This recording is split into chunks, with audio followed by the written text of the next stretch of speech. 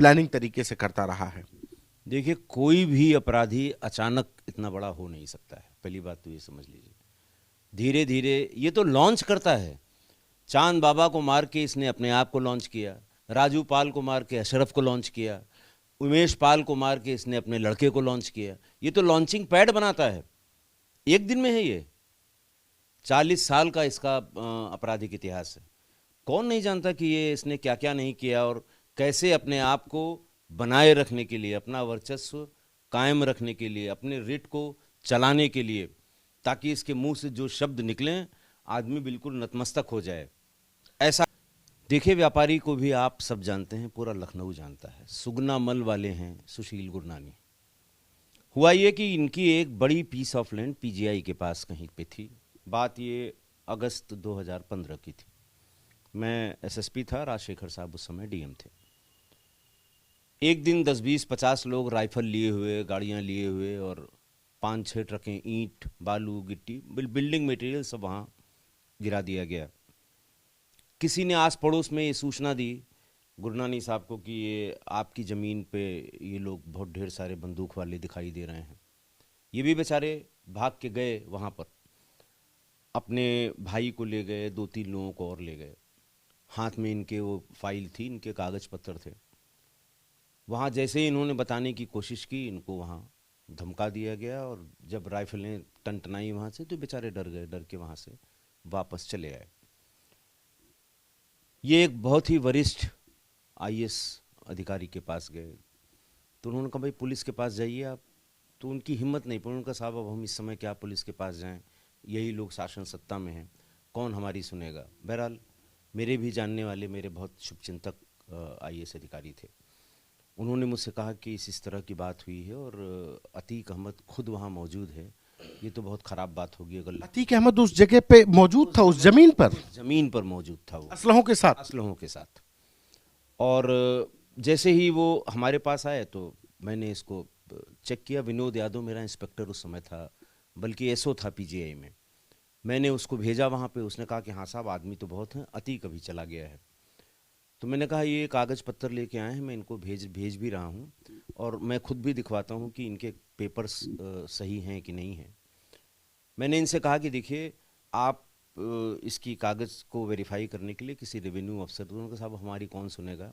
मैंने डीएम साहब को फ़ोन किया, राजशेखर साहब, और मैंने कहा साहब मैं इनको भेज रहा हूँ, इसको ज़रा दिखवा लीजिए, ऐसा लगता है कि ये ज़मीन पे कब्जा करने का मामला है और अतीक आया हुआ है। उन्होंने कहा फ़ौरन भेजिए। ये बेचारे गए वहाँ डीएम साहब के यहाँ। जो उनके स्टाफ में लोग थे उन्होंने सब वेरीफाई करके बताया सब कागज़ इनके बिल्कुल दुरुस्त हैं, बहुत पुराने कागज़ हैं, ये बहुत पुरानी ज़मीन है, बहुत पहले की रजिस्ट्री है। और ज़मीन पे डिमार्केशन के लिए मैंने कहा सब किसी एक आदमी को भेज दीजिए और मैं एसओ को और फोर्स की ज़रूरत है, फोर्स भेजता हूँ। अभी इसको डिमार्केट करके ये अपनी बाउंड्री बना लें तो कैसे कोई कब्जा करेगा। बहरहाल उन्होंने एक नायब तहसीलदार को शायद भेजा। इंस्पेक्टर से मैंने बात की, उसने कहा साहब थोड़ी सी हमें फोर्स और मिल जाए। एक प्लाटून पीएसी दी और लोकल पुलिस जितनी उसके पास थी वो लेके गया। उसने नायब तहसीलदार ने सब नाप जोख की, उसका डिमार्केशन किया और इनसे कहा कि अब आप अपनी बाउंड्री बना लीजिए, नहीं को खाली है ये, कल को पूरी बिल्डिंग इसमें बन जाएगी, ना आप कुछ कर पाएंगे ना हम कुछ कर पाएंगे। तो बहरहाल ये काम जैसे ही शुरू हुआ, फ़ोन आने शुरू हुए। उसका एक दलाल यहाँ रहता था, इसका अतीक का, लखनऊ में? लखनऊ में।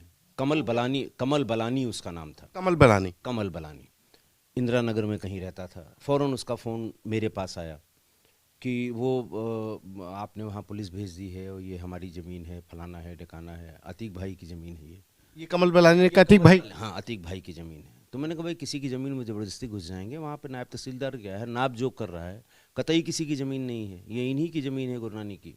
रेवेन्यू अफसर रेवेन्यू रिकॉर्ड से देख के बता रहा है, कैसे हो जाएगी ये। बहरहाल मैंने विनोद से कहा कि वहाँ सबको मार के भगाइए, नहीं मानते हैं मुकदमा कायम करिए, अरेस्ट करिए, जेल भेजिए। लेकिन ये गुंडई वहाँ पीजीआई जैसे संवेदनशील इलाके में, जहाँ वीआईपी हर समय आता जाता रहता है, 20 आदमी राइफल लेके खड़े हों, ये अच्छी बात नहीं है। खैर उसके पास फोर्स थी, उसने सबको वहाँ से भगाया, इनका काम वहाँ शुरू हो गया।